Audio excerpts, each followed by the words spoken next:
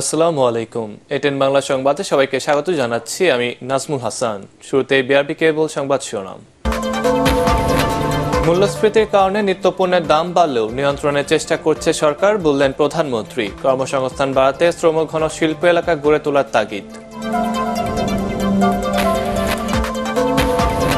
Metro রেলে জাতীয় রাজস্ব বোর্ডের 15% ভ্যাট বসানোর সিদ্ধান্ত ভুল, বললেন ওবায়দুল কাদের।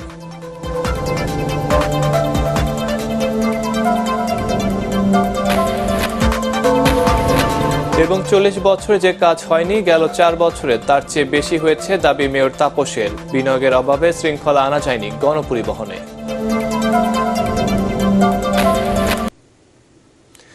শুনছিলেন বিআরবি কেবল সংবাদ শিরোনাম, এবার বিস্তারিত সংবাদ। মূল্যস্ফীতির কারণে নিত্যপণ্যের দাম বাড়লেও তা নিয়ন্ত্রণে সরকার আপ্রাণ চেষ্টা করছে বলে জানিয়েছেন প্রধানমন্ত্রী শেখ হাসিনা। রাজধানীতে 11তম জাতীয় ক্ষুদ্র ও মাঝারি শিল্প পণ্যের মেলার উদ্বোধন করে তিনি বলেন, বিশ্ব পণ্য পরিবহন খরচ বেড়ে যাওয়ায় দেশের দ্রব্যমূল্যের উপর প্রভাব পড়েছে। এ সময় কর্মসংস্থান বাড়াতে শ্রমঘন শিল্প এলাকা গড়ে তোলার তাগিদ দেন প্রধানমন্ত্রী। বিস্তারিত আপেল মাহমুদের রিপোর্টে। ক্ষুদ্র ও মাঝারি শিল্পের মাধ্যমে তৈরি পণ্য দেশের চাহিদা মিটিয়ে রপ্তানি হচ্ছে বিভিন্ন দেশে।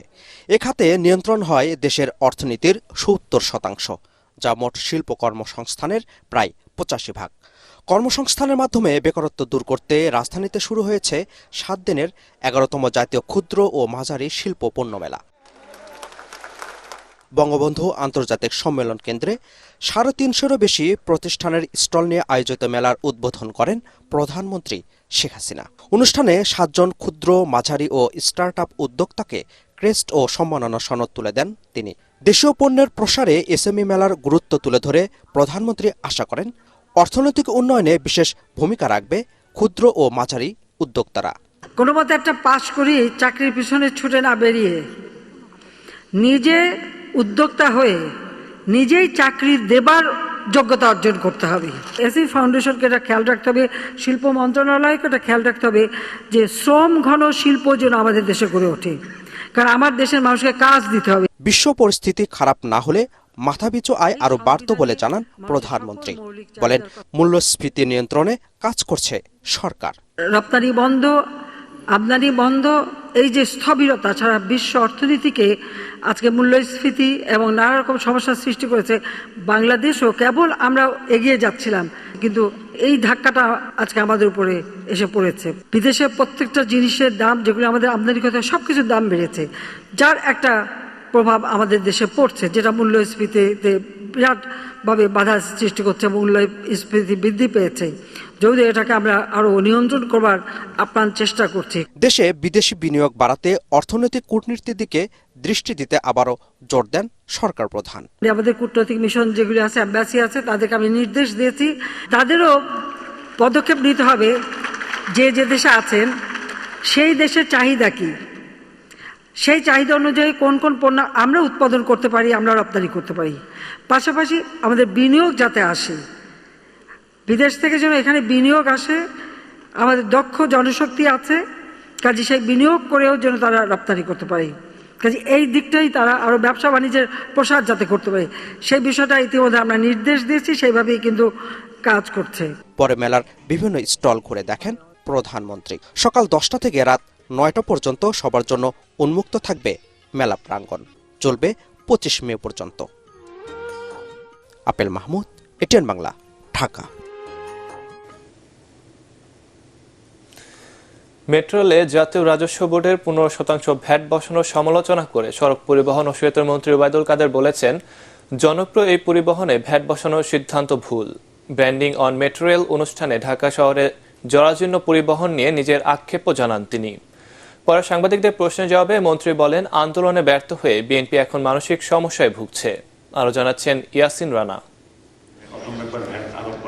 রাজধানীবাসীর চলাচলের এখন সবচেয়ে জনপ্রিয় বাহন মেট্রো রেলের ব্র্যান্ডিং নিয়ে হোটেল ইন্টারকন্টিনেন্টালে এই সেমিনারের আয়োজন করা হয়। এতে রাজধানীর বিভিন্ন রুটের মেট্রো প্রকল্প নিয়ে আলোচনা করেন বক্তারা।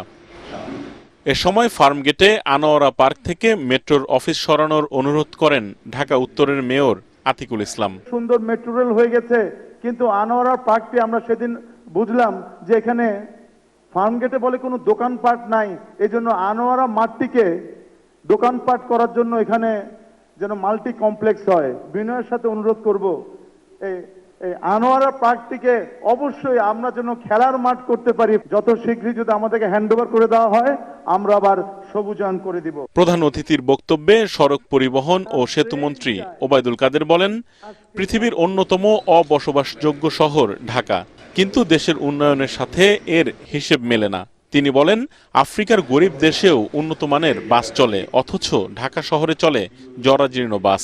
হঠাৎ করে এখানে 15% ভ্যাটের ঘোষণা, ভারতে কোনো ভ্যাট নেই, তাহলে আমরা কেন করব?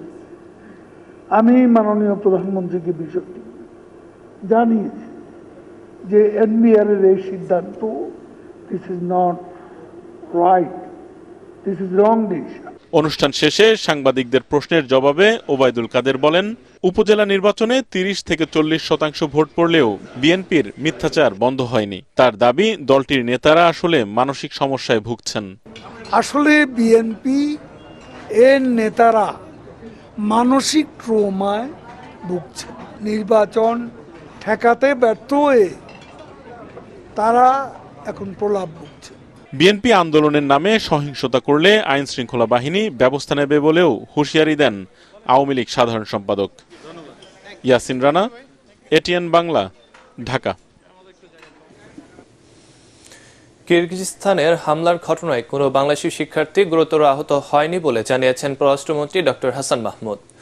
দূতাবাস না থাকায় শিক্ষার্থীদের খোঁজ খবর নিতে পার্শ্ববর্তী দেশ উজবেকিস্তানের বাংলাদেশের রাষ্ট্রদূতকে দায়িত্ব দেওয়া হয়েছে বলে জানান তিনি। এদিকে কিরগিজস্তানের অবস্থানকারী শিক্ষার্থীদের ঘরের ভেতরে এবং সতর্ক থাকার আহ্বান জানিয়েছে উজবেকিস্তানের বাংলাদেশ দূতাবাস। তরিক ইসলামের রিপোর্ট। মধ্য এশিয়ার দেশ কিরগিজস্তান। সম্প্রতি দেশটিতে মিশরের কিছু শিক্ষার্থীদের সাথে স্থানীয়দের সংঘর্ষের ঘটনা ঘটে, আর তার জেরেই দেশটিতে থাকা বিদেশি শিক্ষার্থীদের উপর হামলা চালায় স্থানীয়রা। এই ঘটনায় আতঙ্কিত হয়ে পড়েন দেশটিতে থাকা প্রায় 800 বাংলাদেশি শিক্ষার্থী।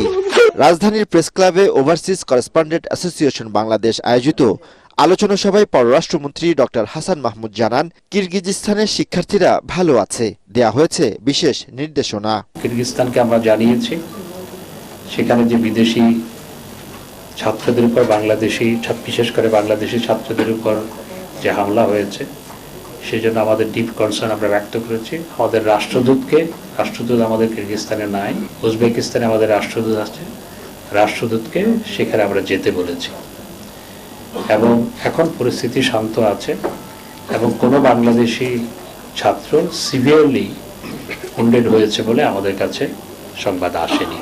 এদিকে একই অনুষ্ঠানে রোহিঙ্গা সংকট ইস্যুতে পররাষ্ট্রমন্ত্রী বলেন, কূটনৈতিকভাবেই রোহিঙ্গাদের ফেরত পাঠাতে কাজ করছে সরকার। এই রোহিঙ্গা সমস্যা সমাধানের জন্য আমরা ডিপ্লোম্যাটিক পাথটাকে অনুসরণ করছি এবং একই সাথে আমরা আন্তর্জাতিক আদালতে গেছি। এ সময় রোহিঙ্গা সংকট নিরসনে আন্তর্জাতিকভাবে চাপ সৃষ্টিতে উন্নত দেশগুলোর প্রতি আহ্বান জানান মন্ত্রী। আমি কদিন আগে গাম্বিয়াতে গিয়েছিলাম। তরিক ইসলাম, এটিএন বাংলা, ঢাকা।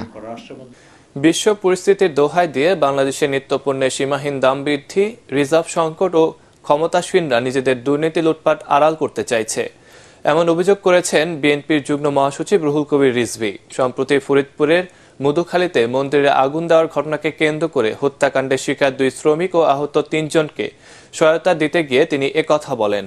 নয়াপল্টনে কেন্দ্রীয় কার্যালয়ে রিজভী আরও বলেন, অতীতে রিজার্ভ লুটের মতো নতুন কোনো কেলেঙ্কারি ঢাকতেই বাংলাদেশ ব্যাংকে সাংবাদিকদের ঢুকতে দেওয়া হচ্ছে না। দ্বিতীয় ধাপে উপজেলা নির্বাচনও জনগণ বর্জন করবে বলে আশা বিএনপির এই মুখপাত্রের। ঘটনা তো নিশ্চয়ই ঘটেছে, না হলে ভারতীয় একটি পত্রিকা তারা বিলিয়ন বিলিয়ন ডলার এখান থেকে হ্যাক হয়ে গেছে লিখলো। বাংলাদেশ ব্যাংক একটা স্টেটমেন্ট, বাংলাদেশ ব্যাংকে দেবে, চাকরি করে সরকারের, নিশ্চয়ই সেখান থেকে বিলিয়ন ডলার হ্যাক হয়ে চলে গেছে। আর এটা তো নতুন কিছু না, এটা তো দৃষ্টান্ত আছে, কয়েক বছর আগে তো হয়েছেও তাই। রুগ্ন ক্লিষ্ট নারীকে প্রসাধন চর্চিত করলে যেমন লাগবে বাংলাদেশের অর্থনীতি, তেমনি রুগ্ন ক্লিষ্ট প্রসাধন চর্চিত একটি অর্থনীতি। 40 বছরে যে কাজ হয়নি, গেল 4 বছরে তার চেয়ে বেশি কাজ হয়েছে। ঢাকা দক্ষিণ সিটি কর্পোরেশনের দাবি, মেয়র শেখ ফজলে নূর তাপসের। দায়িত্ব নেওয়ার 4 বছর পূর্তি ও সামগ্রিক কার্যক্রম নিয়ে সংবাদ সম্মেলনে এ দাবি করেন তিনি। নতুন বিনিয়োগ না পাওয়ায় গণপরিবহনের শৃঙ্খলা ফিরিয়ে আনা যায়নি বলেও জানান মেয়র তাপস। খায়রুল ইসলামের রিপোর্ট। ঢাকা দক্ষিণ সিটি কর্পোরেশনের মেয়রের দায়িত্ব নেওয়ার পর 4 বছরে যেসব উন্নয়ন কর্মকাণ্ড হয়েছে তা তুলে ধরতেই এ সংবাদ সম্মেলনের আয়োজন। সততা, নিষ্ঠা এবং আন্তরিকতা নিয়ে কাজ করে চলেছে এবং দীর্ঘ 40 বছরে যা কাজ হয়নি 4 বছরের মধ্যে সেই কাজ সম্পন্ন করেছে। মেয়রের দায়িত্ব নেওয়ার পর বিভিন্ন চ্যালেঞ্জ নিয়ে রাজস্ব আয় বাড়ানো, ডেঙ্গু মোকাবেলা, জলাবদ্ধতা দূর করা, খাল উদ্ধার, আদি বুড়িগঙ্গা চ্যানেলের খনন, ঐতিহ্যের ঢাকাকে ফিরিয়ে আনতে নেওয়া বিভিন্ন উন্নয়নের কাজের ফিরিস্তি তুলে ধরেন। ঢাকার ঐতিহ্য সংরক্ষণ ও ফিরিয়ে আনার মাধ্যমে ঢাকাকে বিশ্বের বুকে মর্যাদার আসনে অধিষ্ঠিত করতে নানাবিধ কর্মকাণ্ড পরিচালনা ও বাস্তবায়ন করা হয়েছে এবং তা অব্যাহতভাবে চলমান রয়েছে। গণপরিবহনে শৃঙ্খলা আনতে বিভিন্ন প্রকল্প নেওয়া হলেও বিনিয়োগের অভাবে তা বাস্তবায়ন করা সম্ভব হয়নি বলে জানান মেয়র তাপস। আমরা কোনো পুরনো বাস দিয়ে আমরা ঢাকা শহরে আর ঢাকা নগর পরিবহন আমরা চালু করব না। আমাদেরকে নতুন বাস দিতে হবে। নতুন বাস দিতে হলে এখন বিনিয়োগ প্রয়োজন। আমরা অনুরোধ করব সরকারের উচ্চ মহলে যাতে করে নতুন বিনিয়োগকারীদেরকে আকৃষ্ট করার জন্য এখানে কর অব্যাহতি দেওয়া যায় কিনা। ডেঙ্গু নিয়ন্ত্রণ, জলাবদ্ধতা দূর করতে আরও কার্যকর পদক্ষেপ নেওয়া হবে বলে জানান দক্ষিণের এই মেয়র। খায়রুল ইসলাম, এটিএন বাংলা, ঢাকা। উন্নত বিশ্বের মতো দেশে এবার গবাদি পশুতেও লাগছে বারকোড। প্রাথমিকভাবে 50,000 গরুতে বারকোড ব্যবহারের কাজ শুরু হয়েছে সরকার। এর মাধ্যমে গরুর মাংস বা দুধের উৎস জানতে পারবেন ক্রেতারা। একই সাথে পশুর জাত, খাদ্যাভ্যাস, রোগসহ বিস্তারিত তথ্য জানা যাবে বারকোডের মাধ্যমে। এতে করে পশু ব্যবস্থাপনা যেমন সহজ হবে, তেমনি মাংস রপ্তানিতেও প্রতিবন্ধকতা কাটবে বলে মনে করেন প্রাণী সম্পদ বিশেষজ্ঞরা। একরামুল হক সাইমের রিপোর্টে। সাধারণ পণ্যের মতো এবার গরুর শরীরেও বারকোড। পোশাক সহ বিভিন্ন পণ্যের ব্যবহার এখন অনেকটা আবশ্যক হলেও গবাদি পশুতে বারকোডের প্রচলন নতুন ঘটনা। কিউআর কোড স্ক্যান করে গবাদি পশুর মালিক কে, তার ঠিকানা, কি জাতের পশু, বয়স এবং স্বাস্থ্যগত ও খাদ্যাভ্যাসগত নানা তথ্য জানতে পারবেন ক্রেতারা। ধারণা পাওয়া যাবে মাংস ও দুধের মান সম্পর্কে। সিরাজগঞ্জের শাহজাদপুরের 10টি খামারের গরুকে নিবন্ধনের আওতায় এনে লাগানো হচ্ছে বারকোড। কানের দিয়ে গেছে যে ক্ষয়ক্ষতি যদি লইতেছে, আপনারা গরিব মানুষ পথে বসে যাবেন, যাতে না বসেন হের লেগে এই জিনিসটা করে দিয়ে গেছে। ইন্স্যুরেন্সের আওতায় গরু বাছুর নিয়ে আসা হবে অনেক ফার্মারদের। জাত এবং দুধের উৎপাদন, এই তথ্যগুলি এমনকি তার দাদা দাদি নানা নানির পরিচয় আমরা এই বারকোডের মাধ্যমে জানতে পারবো। উন্নত বিশ্বের সাথে তাল মিলিয়ে পশুকে বীমার আওতায় আনা, তথ্য সংরক্ষণ ও মাংস রপ্তানির পথকে সহজ করার লক্ষ্যে গরুর অনলাইন নিবন্ধন ও বারকোড ব্যবহারের উদ্যোগ নিয়েছে প্রাণী সম্পদ অধিদপ্তর। 2025 সালের মধ্যে এর আওতায় আনা হবে 50,000 গবাদি পশু। পূর্ণাঙ্গ ডাটাবেস তৈরি হলে যেটা আমাদের লাভবান হবে, এই অ্যানিমেলটার মুভমেন্ট থেকে শুরু করে সব ধরনের ইনফরমেশন রক্ষিত থাকবে। অ্যানিমেলটার ধরেন ভ্যাকসিন, ডিওয়ার্মিং এর যেগুলো ইনফরমেশন লাগে, কি কি ধরনের খাবার সে খাচ্ছে, প্রতিদিনের ডাটাবেসটা সেখানে আমরা আপলোড করে থাকবে। অ্যানিমেলের ট্রেসেবিলিটিটা আসলে মাংস রপ্তানির একটা উন্মুক্ত দ্বার তৈরি হবে। এখন আমার অ্যানিমেলে ভ্যাকসিন করা হচ্ছে কিনা ডাটাবেস যদি থাকে, তাহলে আমি বলতে পারবো হ্যাঁ আমার অ্যানিমেলে অমুক তারিখে অমুক ভ্যাকসিনটা দেওয়া হয়েছে। সফটওয়্যার ডেভেলপমেন্টের ব্যয় আছে, সেই অনুসারে ট্যাগগুলো নেওয়ার আমদানি করার একটা ব্যয় আছে, এবং ট্যাগিং করা অ্যানিমালকে এর জন্য একটা অপারেশনাল কস্ট আছে। এটা খুব বেশি না, খামারি নিজস্ব কোনো খরচ নেই, পুরো খরচটাই সরকার বহন করবে। বিনিময়ে খামারি সচেতনতা পাবে, প্রচুর পরিমাণে প্রশিক্ষণ পাবে, ওই খামারি হবে পায়োনিয়ার ওই এলাকার জন্য। গবাদি পশুর উৎপাদন বেশি এমন 16টি উপজেলার নির্দিষ্ট কিছু খামারে প্রাথমিকভাবে চলছে বারকোড ব্যবহার ও নিবন্ধনের কাজ। ইকরামুল হক সায়েম, এটিএন বাংলা, ঢাকা। প্রধানমন্ত্রী শেখ হাসিনাকে ক্ষমতাচ্যুত করতে ষড়যন্ত্র চলছে বলে মন্তব্য করেছেন প্রধানমন্ত্রীর বেসরকারি শিল্প ও বিনিয়োগ উপদেষ্টা সালমান এফ রহমান। রাজধানীর তেজগাঁওয়ে প্রধানমন্ত্রী শেখ হাসিনার স্বদেশ প্রত্যাবর্তন দিবস উপলক্ষে ঢাকা জেলা আওয়ামী লীগের আলোচনা সভায় তিনি এই মন্তব্য করেন। তিনি আরও বলেন, ষড়যন্ত্র মোকাবেলা করে দেশকে এগিয়ে নিচ্ছেন শেখ হাসিনা। এজন্য শেখ হাসিনার হাতকে শক্তিশালী করতে আওয়ামী লীগকে সবসময় ঐক্যবদ্ধ থাকতে হবে। অনুষ্ঠানে আওয়ামী লীগের সভাপতি মণ্ডলীর সদস্য অ্যাডভোকেট কামরুল ইসলাম বলেন, জিয়াউর রহমান বা এরশাদের মতো সরকার পতন এখন আর সম্ভব নয়, তাই বিএনপিকে আন্দোলন না করে নির্বাচনে আসার পরামর্শ দেন তিনি। ষড়যন্ত্রগুলি কিন্তু শেষ হয় নাই। আমাদের বিরুদ্ধে, জননেত্রী শেখ হাসিনার বিরুদ্ধে, বাংলাদেশের বিরুদ্ধে অনেক ষড়যন্ত্র হচ্ছে এবং উনি এই ষড়যন্ত্রগুলি আমরা মোকাবিলা করেছি। গত নির্বাচনে আপনারা দেখেছেন নানান রকমের ষড়যন্ত্র, বলা হয়েছিল নির্বাচন হবে না, নির্বাচন আমরা করতে পারবো না, সেটাও কিন্তু ওনার নেতৃত্বে আমরা ইনশাল্লাহ এটা করতে পেরেছি এবং এই ষড়যন্ত্রগুলি মোকাবিলা করার জন্য আমাদের সকলকে ঐক্যবদ্ধ হইতে হবে। ইভ্যালি সহ ই কমার্স প্রতিষ্ঠানগুলোর কাছ থেকে গ্রাহকদের পাওনা 127 কোটি টাকা এখনও পেমেন্ট গেটওয়েতে আটকে আছে, যা দ্রুত সময়ের মধ্যে গ্রাহকদের ফেরত দেওয়ার জন্য একটি কমিটি গঠন করা হয়েছে বলে জানায় জাতীয় ভোক্তা অধিকার সংরক্ষণ অধিদপ্তর। রাজধানীর কারওয়ান বাজার ই কমার্স প্রতিষ্ঠানগুলোর সাথে বৈঠক শেষে একথা জানান সংস্থাটি। বিস্তারিত শফিউল আলম সুজনের রিপোর্টে। ই কমার্স প্রতিষ্ঠানগুলোর বিরুদ্ধে নানা অভিযোগ ও গ্রাহকের টাকা দ্রুত সময়ের মধ্যে পরিশোধের বিষয়ে অগ্রগতি সম্পর্কে পর্যালোচনা সভার আয়োজন করে জাতীয় ভোক্তা অধিকার সংরক্ষণ অধিদপ্তর। যে মিডিয়া আপনাদেরকে ডেকেছি, এ সময় বক্তারা বলেন, গত 3 বছর যাবৎ গ্রাহকের টাকা ফেরত দেওয়ার জন্য কাজ চলছে, বেশ কিছু অগ্রগতিও হয়েছে। এ সময় ইভেলের ব্যবস্থাপনা পরিচালক বলেন, এ পর্যন্ত 50 লাখ টাকা গ্রাহককে দেয়া হয়েছে, বাকি টাকাও দেয়া হবে, তবে একটু সময় লাগবে। আমরা অতীত নিয়ে দুঃখিত, কিন্তু অতীতটাকে আমরা গুছায় নতুন করে সমাধান করতে চাচ্ছি। যারা টাকা পায় তাদের টাকা অবশ্যই পাবে, শুধু একটু সময় লাগতে পারে। পরে জাতীয় ভোক্তা অধিকার সংরক্ষণ অধিদপ্তরের মহাপরিচালক বলেন, মামলার জটিলতার কারণে অনেক প্রতিষ্ঠানের টাকা নিয়ে বাণিজ্য মন্ত্রণালয় কাজ করতে পারছে না। তবে একটি কমিটি করা হয়েছে, যা 30 জুনের মধ্যে প্রতিবেদন জমা দেবে বলেও জানান তিনি। এই বিষয়গুলো নিয়ে যেহেতু সবাই এখন বাণিজ্য মন্ত্রণালয় অথবা ভোক্তা অধিকারে আসছে, এটির আমরা একটা কনক্রিট একটা ওয়ে আউট বের করব এবং সেখানে যদি মানুষের যে পাওনা দাওনা যেগুলো আছে, বিশেষ করে যেগুলো মানি লন্ডারিং হয়েছে, সেই দায়িত্ব তো আসলে সব কিছু বাণিজ্য মন্ত্রণালয় নিতে পারবে না। সেটি একটা লিগ্যাল প্রসিডিংয়ের মধ্যে আছে, আপনার সেখানে তাদেরকে ইন্টারপোলের মাধ্যমে আনা যাবে কিনা। ই কমার্স প্রতিষ্ঠানে বিনিয়োগের ক্ষেত্রে গ্রাহকদের আরও সচেতন হওয়ার পরামর্শ জাতীয় ভোক্তা অধিকার সংরক্ষণ অধিদপ্তরের। শফিউল আলম সুজন, এটিএন বাংলা, ঢাকা। এবার পার্টেক্স খেলার খবর।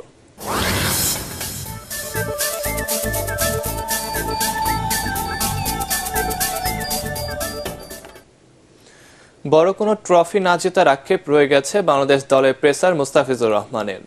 বাংলাদেশ ক্রিকেট বোর্ড বিসিবি প্রকাশিত এক ভিডিও বার্তায় এই বাঁহাতি পেসার জানান, বড় মাপে ক্রিকেটার হতে হলে বড় কোনো শিরোপা জেতার বিকল্প নেই। পরাগ আরমানের রিপোর্ট। 2017 সালে চ্যাম্পিয়ন্স ট্রফির সেমিফাইনাল খেলেছিল বাংলাদেশ। আইসিসির ইভেন্টগুলোতে এটি বাংলাদেশের সর্বোচ্চ সাফল্য। সেই দলের সদস্য ছিলেন মুস্তাফিজুর রহমান। অন্য কোনো আসরে বলার মতো পারফরমেন্স করেনি লাল সবুজের দল। সবাইকে নিয়েই উন্নতি করার চেষ্টা করছেন মুস্তাফিজুর রহমান। তবে বড় কোনো ট্রফি জিততে না পারার আক্ষেপ রয়েই গেছে বাংলাদেশের এই কাটার মাস্টারের। সাইফুদ্দিন, হাসান, আমি যতটুকু শিখছি সেগুলো ওদের সাথে শেয়ার করব, যদি আমাদের আর একটু ইমপ্রুভ হয়। বড় প্লেয়ার যে সময় হয়, বড় ইভেন্টগুলো জিতে, একটা বড় ট্রফি জেতে, সে সময় বড় প্লেয়ার বলা হয়। এটা তো আক্ষেপ তো সবসময় রয়ে গেছে। 2022 সালের জুনে শেষবারের মতো টেস্ট খেলেছিলেন মুস্তাফিজ। তবে ওয়ানডে ক্রিকেট নিয়মিতই খেলেন এই পেসার। তার পছন্দ অবশ্য টি-20 ফরম্যাট। এই ফরম্যাটটা এনজয় করেন মুস্তাফিজ। এই ফরম্যাটটা বেশি প্রেশার, এই কারণে আমার মনে হয় ভালো লাগে। আমি প্রেশারটাও অনেক এনজয় করি। ভালো করার তো শেষ নাই, চেষ্টা করব যেন পিছে যেগুলো করছি তার থেকে যেন আরো ভালো করতে পারি। মুস্তাফিজুর রহমান জানান, দেশের হয়ে খেলা সবসময় উপভোগ করেন তিনি। পরাগ আরমান, এটিএন বাংলা, ঢাকা। পুরস্কার বিতরণের মধ্য দিয়ে শেষ হয়েছে Dhaka residential model college boxing festival. এই ফেস্টিভ্যালে দেশসেরা কিছু প্রতিভাধর বক্সার লড়াই করেন।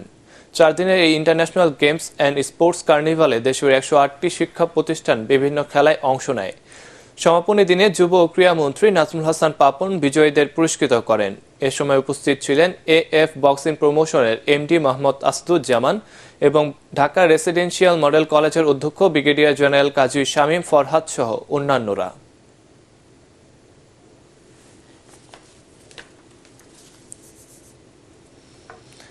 শেষ করার আগে বিআরবি কেবল সংবাদ শিরোনাম আরেকবার। মূল্যস্ফীতির কারণে নিত্যপণ্যের দাম বাড়লেও নিয়ন্ত্রণের চেষ্টা করছে সরকার, বললেন প্রধানমন্ত্রী। কর্মসংস্থান বাড়াতে শ্রমঘন শিল্প এলাকা গড়ে তোলার তাগিদ। মেট্রো রেলে জাতীয় রাজস্ব বোর্ডের 15% ভ্যাট বসানোর সিদ্ধান্ত ভুল, বললেন ওবায়দুল কাদের।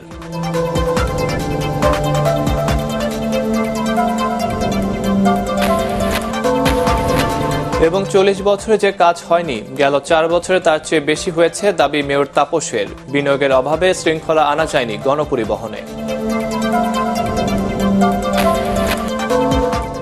দর্শক, পরবর্তী সংবাদ দেখার আমন্ত্রণ জানিয়ে এখনকার মতো শেষ করছি।